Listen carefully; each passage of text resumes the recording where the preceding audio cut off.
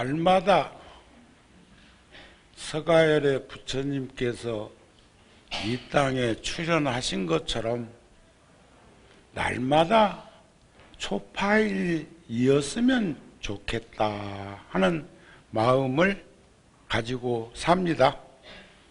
여러분들 오늘 좋으세요? 오늘은 불기 2566년 부처님 오신 날이라 하는데, 2566년은 부처님께서 80세의 일기로 사바세계를 떠나신 해이기도 합니다. 일반적으로 죽이라고 말하는 것처럼 청정법신과 원만보신과 천백억 화신으로 들여오는 부처님의 연호를 2566년이라고 하지만, 우리처럼 4대의 몸을, 지수화풍의 몸을 지니고 부모님을 의탁해서 태어난 횟수로 말하면 2646년이라고 하시는 것이 맞습니다. 눈비니 동산에서 구담 고우따마 실타르타 태자가 아버지는 40세, 어머니는 45세, 45세에 첫 아이를 잉태해서 태어나셨으니까 굉장히 힘들고 어려운 고비를 만났을 거라는 생각을 하게 됩니다. 그리고 외갓집인 외할머니는 눈비니, 외할머니 댁에 가서 산후조리를 하려고 외갓집으로 가던 길에 수백만 평이 넘는 초원의 눈비니에서 태어나셨지만, 처음부터 눈비니가 아니라 그게 고맙고 감사해서 외할머니 이름을 따다가 태자가 태어난 지역을 눈비니 동산이라 했다, 이렇게 말을 합니다. 그리고 태어나시자마자 사방칠보, 동서남북 사방칠보로 7걸음씩 걸으면서 천상천하의 유하독존이요 삼계 개고하니 아당안지하리라, 이런 말씀을 했다네요. 우리들의 상식과 우리들의 견해로는 이해되지 않는 건데, 저는 동물의 왕국을 보면서 느끼는 것은 그 초식동물인 루라든지 많은 동물들이 태어나자마자 일어나야 하고, 일어나서 어머니 가까이 와야 젖꼭지를 물 수 있고, 그래서 생존 법칙으로 보면 그런 동물도 태어나자 말자. 그런데 우리가 집에서 키우는 애완견도 한 20일 돼야 눈 뜹니다. 주로 육식 동물들은 그렇다고 보여집니다. 그런 걸로 빗대서 느껴보면 성인 중에 성인이라는 서가모니 부처님이 되신 분이 사바중생들을 제도하기 위해서, 함께하기 위해서 이 땅에 오셔서 뭔가 독특한, 특출난 그런 일이 있었겠다는 생각으로 접근해 봅니다. 하늘이 하늘 아래 우리 모두 존귀하도다. 욕계, 색계, 무색계가 다 고통과 괴로움에 허덕이고 있으니 내가 마땅히 편안케 하리라 하는 게 사방칠보를 걸으면서 하셨던 선언이라고 그러죠. 사방 칠고는 28걸음입니다. 그런데 욕계라는 세상, 색계라는 세상, 무색계라는 세상이 있고 그곳에 지옥, 악귀, 축생, 아수라, 인간, 천상인이 업력에 따라서 윤회하는 세상이 있고 그 3계에는 28천이 있다고 그럽니다. 욕계 6천, 색계 18천, 무색계 4천. 그래서 28천이라는 윤회하는 세상이 있는데 그 모든 중생들에게 그래서 절에서는 새벽에는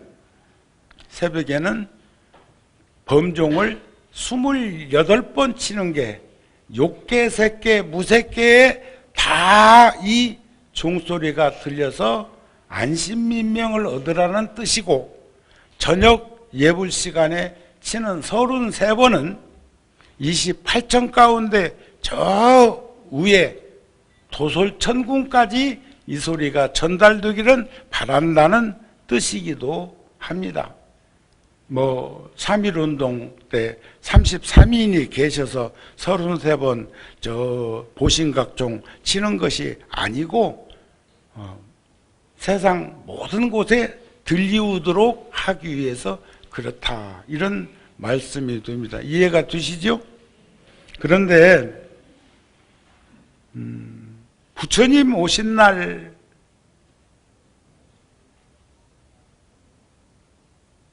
꽃보라 휘날리는 눈비니 동산 한 줄기 찬란한 빛이 우주를 덮고 거룩한 실탈타 태자 탄생하실 때 천상천하 유화독존 큰 소리로 온 누리에 퍼지네. 사푼이 자욱마다 비치는 연잎꽃 태양보다 밝은 등 높이 드옵시고 테란스파 사생의 모든 고난 녹여주신 분 이 세상에 오신 날 4월 초파일 저는 40년 전에 꼭 40년 전에 단수 여권으로 인도 네팔 혼자서 순례를 한 적이 있었는데 그때 눈빈이 여러 차례 갔지만 눈빈이 동산에 가서 부처님이 태어나신 곳에 가서 그 장엄한 그 편안하고 넉넉한 그런 풍광들을 보고 새벽녘이면 이름 모를 새들이 수백 수천 마리가 그 눈비니 동산에서 소리내어 노래하는 그 모습을 들으면서 그곳에서 며칠 머문 적이 있었는데 그때 두 가지였습니다. 그대로 받아서 적으면 한 권의 소설이 한 권의 시집이 나올 법도 했고 그것을 극복하지 못하면 정신적으로 폐해가 크게 일어날 수도 있는 것을 제가 극복하는 과정이 끝년에 가서 눈비니 동산은 눈비니 동산이었다. 이렇게 글을 마침으로 해서 정신적으로도 어려움을 겪지 않고 며칠이고 글이 터져 나오는 것을 감내할 수도 있었다. 그런 40년 전 기억이 떠오릅니다. 부처님을 찬탄한 개송이 수만 개송이 있지만 제가 청년 때부터 늘 가슴에 새김하고 있는 개송이 하나 있습니다. 부처님을 찬탄하는 개송입니다. 진묵겁전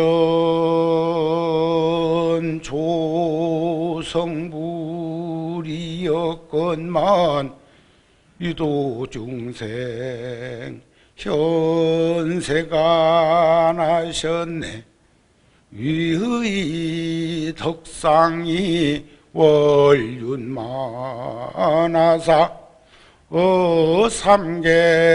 삼계중자 도사 이신이라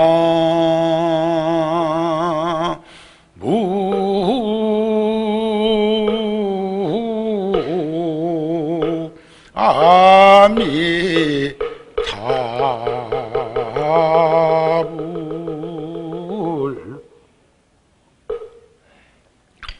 진무급 무시겁내 이전에 일찍이 깨달음을 이루었건만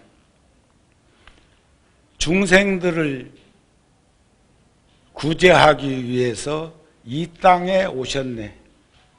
30 이상 80종호의 원만상은 보름달 같으사 저 삼계 욕계, 색계, 무색계 있는 중생들을 이끌어주는 도사.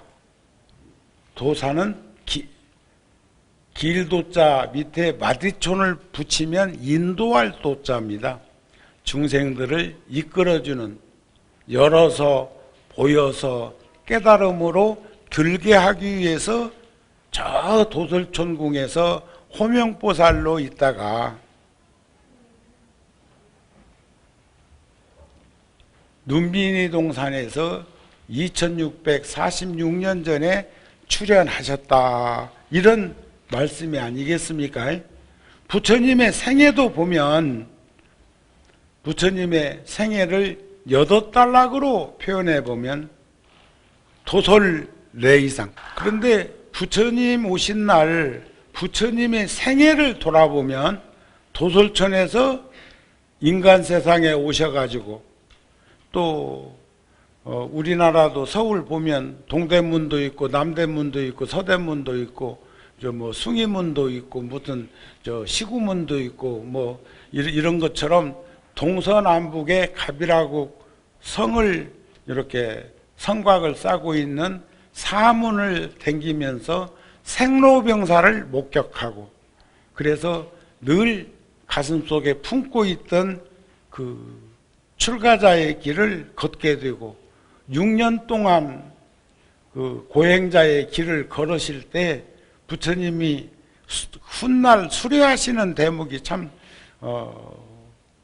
소설적이기도 하고 시적이기도 하고 시곡적이기도 한 것이 뭐냐면 머리를 만지면 팥불이 뽑히듯 하고 얼굴을 쓰다듬으면 덜 익은 오이 쥐어 뜯어서 그늘에 말려놓은 것 같고 얼마나 얘기가 하면 저 북한도 애기들 그 영양실조 걸렸다든지 저 소말리아 이런데 그 어려움을 겪고 있는 애기들 보면 배 볼 때 배는 볼록하게 나왔는데 피부에 탄력이 없어갖고 이렇게 내밀리는 또 그런가 하면은 보육원에 가서 보면 아이들이 우리는 자연스럽게 노인이 되면서 주름살을 가지고 있어요.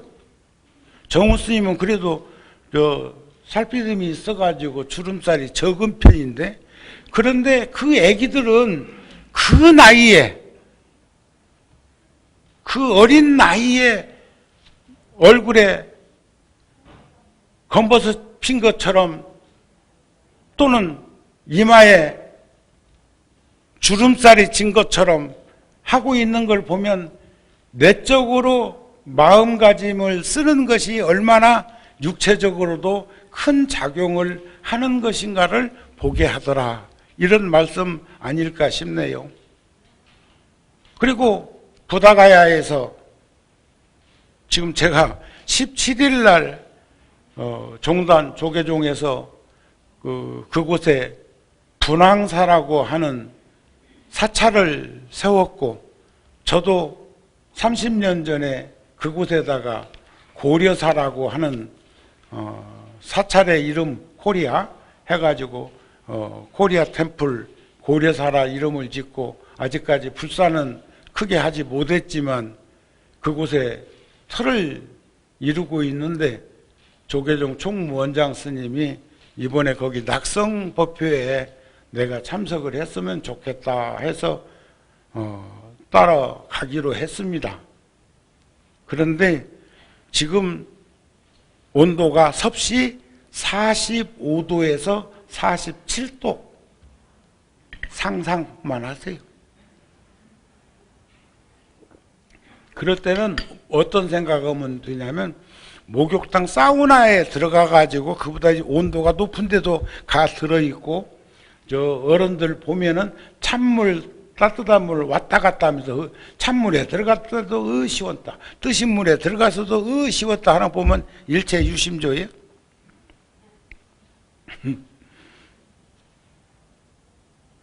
그곳에 가려고 하는 곳이 부다가야 부처님의 깨달음을 이루신 곳.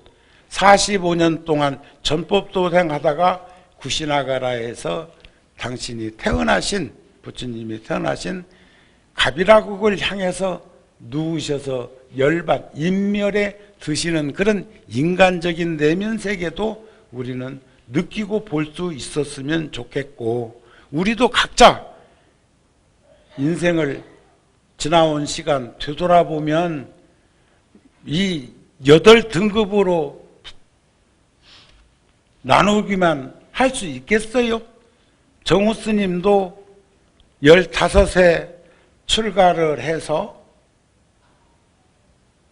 통도사에 17살에 가게 되었고, 스님이 된 후에 25살 때 통도사에서 뭔가 또 해보고 싶다는 청년의 꿈을 안고 서울에 왔고, 그때 어른들께 말씀 못 드리고 온 것이 죄송해서 편지로 이런 일이 있어서 서울에 와서 좀 지내려고 하는데 말씀 못 드리고 와서 죄송합니다. 그때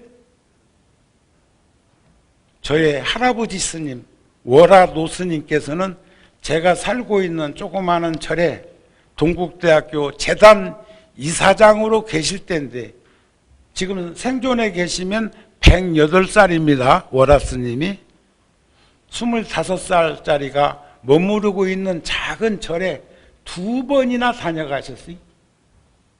스님은 직접 아무도 안 데리고 혼자 오셔가지고 격려하고 다독거리고 궁금한 거 물으시고 가셨어요.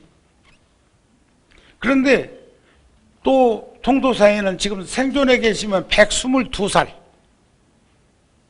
벽안 노스님, 경봉 스님의 제일 큰 제자입니다.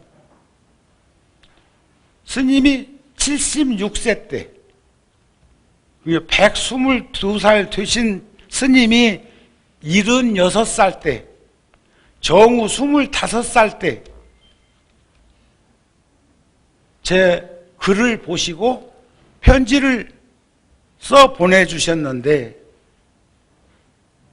지금의 정우가 이렇게라도 여러분들하고 함께 어울림을 가지면서 30년 넘게, 제가 2007년도에 통도사 주지소임을 맡아서 내려가서 2011년도까지 만 4년 동안 소임 본 거 빼놓고 구룡사에서 여러 불자들하고 함께 하고 있습니다.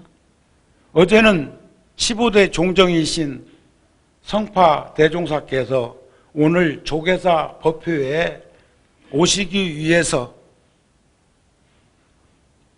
불교방송 들리셨다가 열애사가 구룡사의 단점을 보완해서 지은 절이고, 건평도 훨씬, 거기는 3,000평이에요 건물이. 그곳에는 숙소가 응접실까지 있는 그런 방이 있기 때문에 스님 거기서 어제 쉬셨는데, 어른 스님 오시니까 정우 스님이 당연히 또 가서 뵙고 안 왔겠습니까? 저녁에 여기 지금 전법위관 별관 지으면 6층에 본래 제 방이 창고방 같이, 그래서 거기다가 서재를 드릴까 싶었는데 15대 종정이 통도사에서 출연하셔갖고 제가 거기를 종정실로 금년에 지어 드리려고 합니다. 이런 때는 박수도 치고 그런 거요.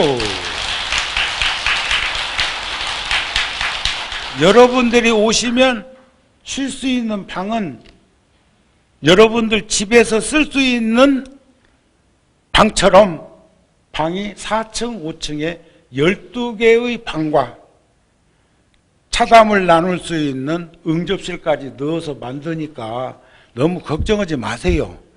저만 잘 살라고 그런다고 하지 말고. 지하 1층과 지상 1층은 주차장으로 하고, 아이고, 인접 주택이 있어가지고 한 달 반 이상 뚫고 철근 넣고 공구리 치고 뚫고 비임 넣고 공구리 치고 하기를 한 300개 해 넣는데 노심초사 벌벌벌 떨면서 했어요. 조심하느라고. 그 에어를 세게 때려야 빨리 뚫리는데 이웃집들 생각해가지고 덜 부니까 날짜가 더 걸리더라고요. 그런데 지금 122살 드신 스님께서 76세 때 지금은 제가 70이 넘었습니다.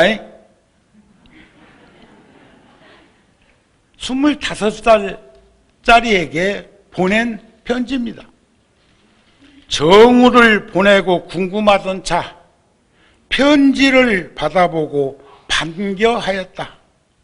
공부를 위한 것이니 아무쪼록 공부를 착실히 하고 돌아와서 통도를 위하고 또 불교를 위해서 크게 활약하고 훌륭한 승려가 되어라.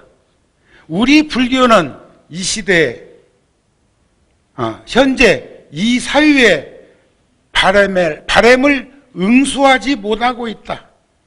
젊은 세대는 반성해서 구습을 타파하여라.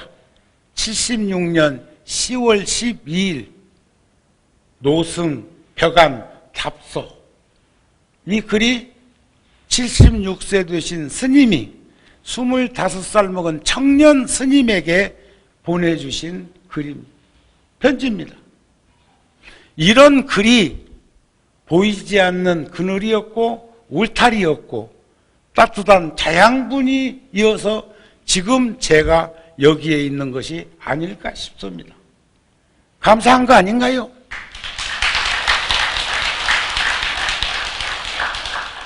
제가 늘 아쉽고 미진하고 부족하게 생각하고 하는 것은 어른들의 그늘 밑에서 성장한 제가 먼저 가신 어른들의 울타리가 되어드려야 하고 후학들의 그늘이 되어 주어야 하는데 지금 말씀드린 큰 스님들처럼 제가 그렇게 다 하지 못하고 저는 문자도 하고 메일도 보내고 카톡도 하지만 종이에 써서 정감 있는 그런 글들을 주고받는 시대를 지나쳐버린 것이 아닐까 싶은 그런 안타까운 마음을 가지고 있습니다. 앞으로 정우 스님이 부처님의 생애처럼 얼마나 더 살까요?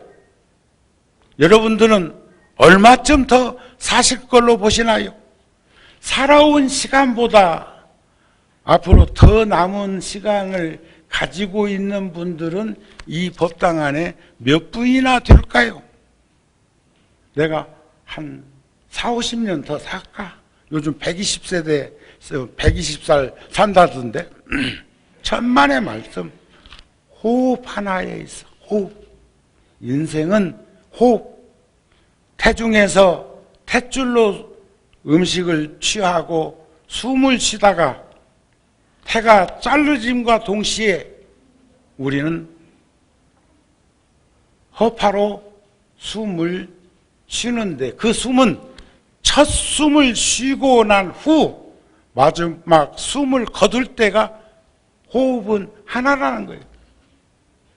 아무도 그 시간을 장담할 수 없습니다. 지금까지 살아왔던 것처럼 앞으로 남은 시간들을 얼마인지는 모르지만 열심히 잘 살면, 인과가 있고 윤회를 부정하지 않는 불자라면 우리는 전생에 살아왔던 것보다 나은 삶을 향해서 나아갈 수 있지 않을까 싶은 위로를 드립니다. 우리 유유상종이라고 끼리끼리 모여서 만나서 산다는데, 정우 스님이 전생에도 스님이었고 다음 생에도 스님 하려고 그러는데, 여러분들은 어디가 태어날 요량이요? 어떤 이는 극락 간다 하는 것 같으네. 가, 좋디야. 인생 수업에 내가 나로 존재하는 것 하는 글에 보면, 배움을 얻는다는 것은 자신의 인생을 사는 것을 의미한다. 갑자기 더 행복해지거나 강해지는 것이 아니라 세상을 더 이해하고 자기 자신과 더 가까이 평화로워지는 것을 의미한다. 참 우크라이나 그런 일이 안 생겨야 되는데, 남북 분단된 상태에서 나무일처럼 느껴지지 않는 그런 마음들을 다 가지고 계실 걸로 봅니다. 아무도 내가 배워야 할 것이 무엇인지 알려줄 수 있는 사람은 없다. 그것을 발견하는 것은 나 자신만의 여행이다 하는 글이 있습니다. 인생 수업이라는 글에 나오는 내용입니다.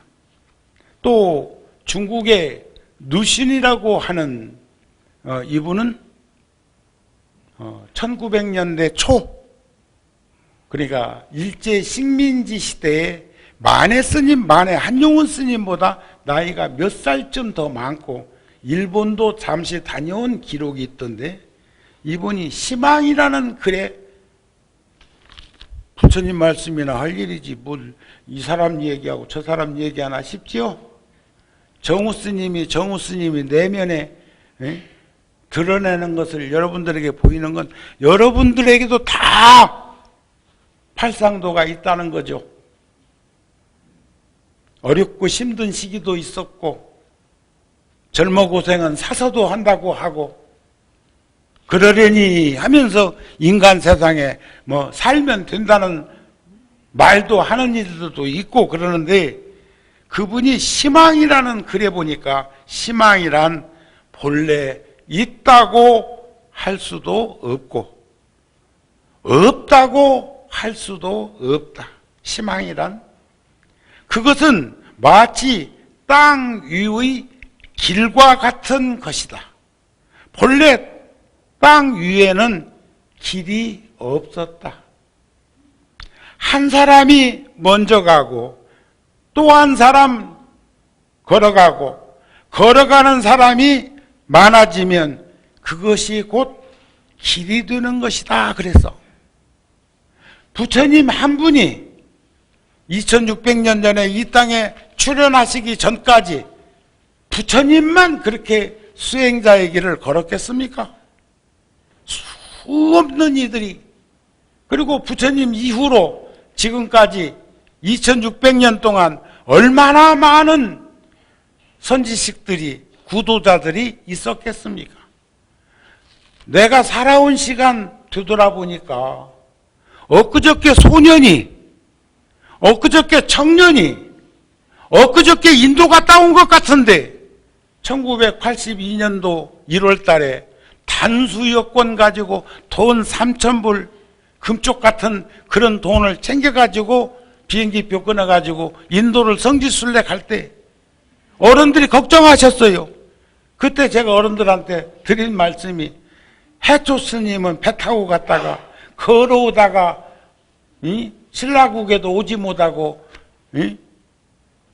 당나라에서 세상을 떠나셨던데 저는 비행기표 가지고 돈도 가지고 갑니다. 그래도 그때 그 어른 스님들이 또 5만 원씩 주셨어요. 그때 그 5만 원씩을, 그때는 800원이 1불이었을 때, 지금은 1250원? IMF 때는 1800원까지도 했어. 그래서 내가 그때 깨달은 게 있습니다. 미국 돈은, 달러는 돈이 아니라 물건이구나, 상품이구나, 가치 높낮이가 이렇게 진폭이 있구나 하는 생각을 그때 하게 되었어요. 그런데 그게 엊그저께 같은데 벌써 40년이 되었다는 거예요. 그러면 40년, 50년 간격으로 50명만 세우면 부처님 계시던 그 시대에 우리는 함께 할 수 있다는 것을 떠올려 보면 시간은 풍상세월에 유수 인생만은 아닌 것을 볼 수 있었으면 좋겠습니다 하는 말씀을 드립니다. 끝으로 화엄경 십행품에 나오는 말씀입니다. 여러분들은 내 복바시고 선지식이다. 내가 찾아 나서지도 않고 청하지도 않았는데 오늘 부처님 오신 날 내가 초대장 보냈어? 초청장 받았어? 이번 대통령 취임식 하는 날 여기 몇 사람이나 우리 의원님은 초청장 왔죠? 거기 일원이니까 나한테도 올 줄 알았더니 안 오더라고. 웃자고 한 소리여. 아이고. 그런데 한번 옛날에 김대중 대통령 대통령 취임식 때 제가 불교방송 사장하고 있을 때 그때 초대받아 갖고 갔는데 참 그런 데는 아무나 가면 안 되겠더라고. 승복은 멀리서도 다 보이지. 거기 앉아갖고 전부 주머니 다 토닥거려 보고 기계 통과해가지고 이렇게 가가지고 앉아있는데 그냥 장엄인가 장식인가 하여튼 간에 뭐 국민 대표해가지고 축하하러 왔다고 생각하지만 참 시간 아낄 때는 그런 데는 다른 사람한테 양보하고 안 가는 것이 좋겠더만. 그런데 오늘 여러분들은 초청장도 초대장 안 받았는데도 불구하고 부처님 오신 날이라고 오셨다는 것을 이렇게 표현한 거예요. 내가 찾아 나서지도 않고 청하지도 않았는데 그들은 나를 찾아와서 바른 법에 들게 하네. 나는 이와 같이 배우고 닦아 한 중생의 마음도 어기지 않으리라. 아셨죠? 부처님께서 제자들에게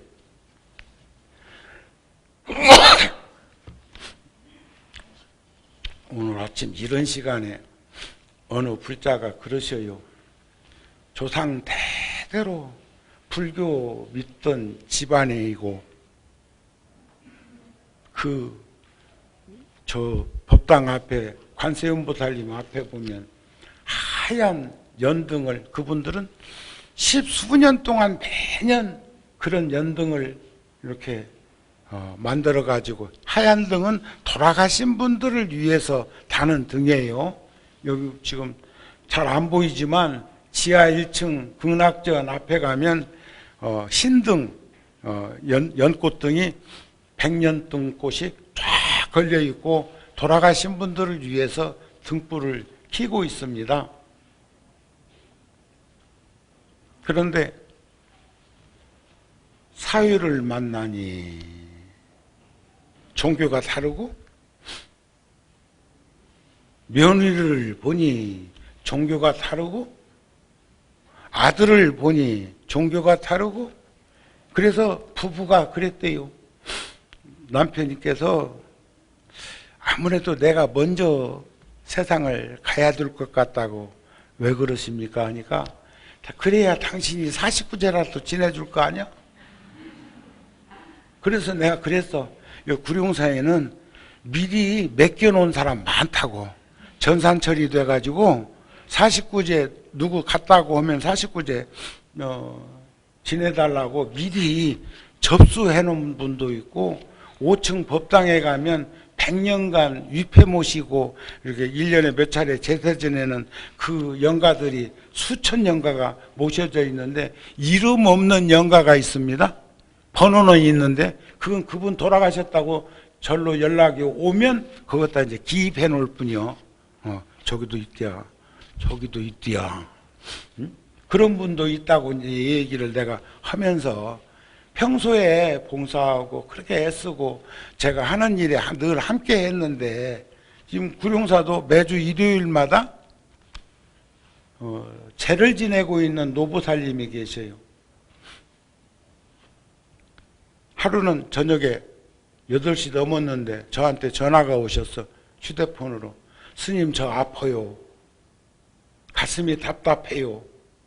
여러 해 아프셨던 분인데 그래서 제가 여기 구룡사 주지스님하고 저기 있는 총무스님하고 총무스님 무릎 꿇고 있는 거 보니까 빨리 끝내라 소리네.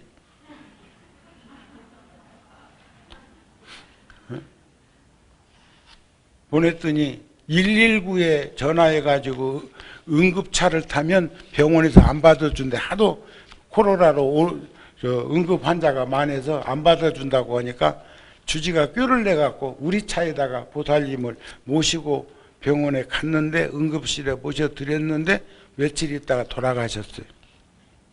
자식들이 멀리 사셔. 보살님은 구룡사 댕기려고 가까이에 이사 와서 한 30여 년 사셨는데 그래서 매주 일요일마다 그분이 건강할 때는 1년 12달 하루도 빼놓지 않고 새벽 예불 모시고 아침 봉사를 하셨던 분이니까 많은 불자들이 압니다.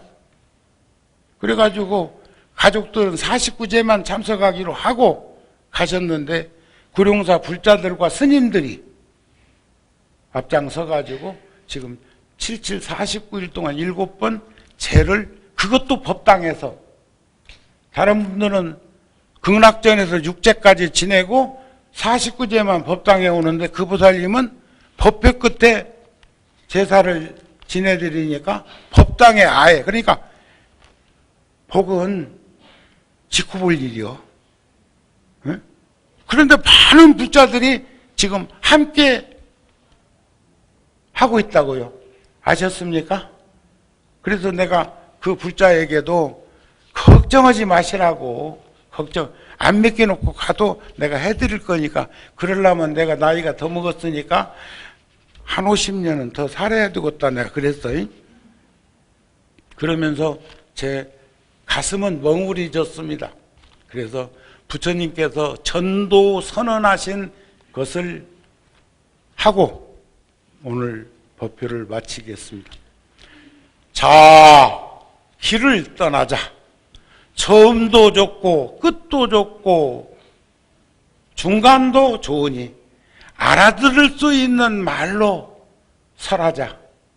갔던 길로 되돌아오지 말고 두 사람이 함께 가지도 말자. 모든 이의 이익과 안락과 행복을 위해서 길을 떠나자. 나도 우르벨라 병장촌 고행자들이 있는 곳에 가서 법을 설하리라. 여러분들 네 팔 갖고 네 흔들고 내 팔 갖고 내 흔들면 된다고 생각하지 말고 우리들 주변에서 우리들의 현실로 다가오고 있는 모습을 제가 들었고 내 소상을 드러내서 여러분들 소상과 만나고 싶었고 부처님 오신 날 가능하면 여러분들에게 현실 속에서 살펴봐야 될 말들로 여러분들하고 만남을 가졌습니다. 오늘 부처님 오신 날 함께 할 수 있어서 대단히 기쁘고 자랑스럽고 고맙습니다. 성불하세요.